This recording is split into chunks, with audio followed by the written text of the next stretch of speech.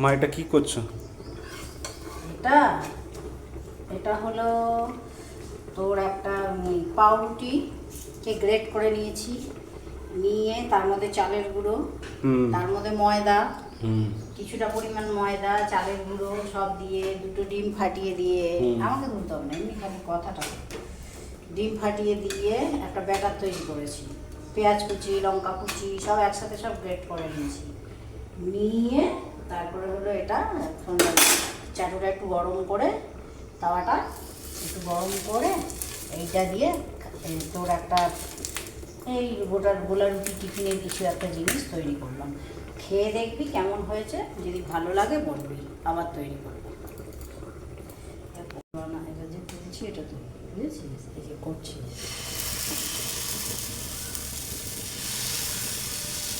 এরকম করে বেটারটাকে দিয়ে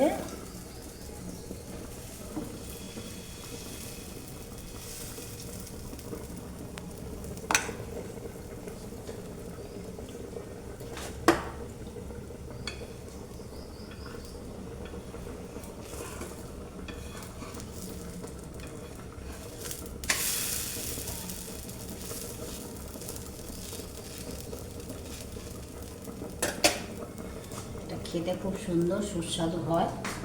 খেয়ে দেখ কীরকম হয়েছে, যদি বলিস তাহলে আবার করবো।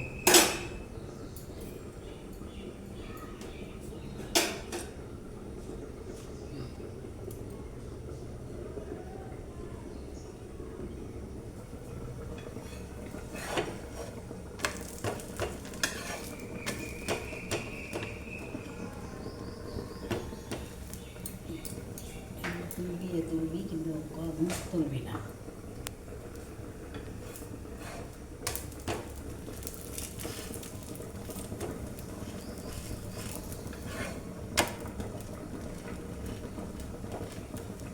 একটুখানি ছিঁড়ে খেয়ে দেখবি কেমন হয়েছে, ছিঁড়ে মুখে দিয়ে দেখে বলবি কেমন হয়েছে। একটুখানি ছিঁড়ে খা, তাহলে বুঝতে পারবি।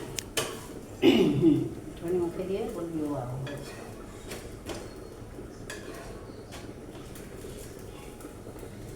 কেমন হয়েছে?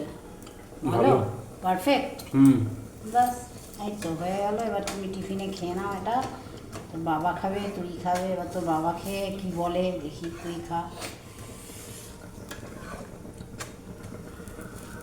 যে পরোটার মতো যেটা করেছো, হ্যাঁ এটা তো তার সাথে সাইড ডিশ তো লাগবে। সাইড ডিশ কি? হ্যাঁ, কি দিয়ে খাওয়া যাবে? তুই ডিম দিয়েও খেতে পারবি, ডিম করেছি এদিকে কষা কষা মতো, এটা দিয়েও খেতে পারবি, সস দিয়েও খেতে পারবি। সস দিয়েও? হ্যাঁ, টমেটো সস আছে, টমেটো সস দিয়েও খাওয়া যায়, কারণ এর মধ্যে তো ডিম ফিম সব দেওয়াই আছে, কোনো অসুবিধা নেই। তুই যেটা খেতে চাইবি, এমন অন্য কোনো তরকারি দিয়েও খাওয়া যায়। যেহেতু আমি এখন ডিমটা করেছি কষা কষা করে, তুই ওটা দিয়ে খেতে পারিস, কোনো অসুবিধে নেই। এই তো ডিমও হয়ে গেছে। এবার টেস্ট করে দেখি।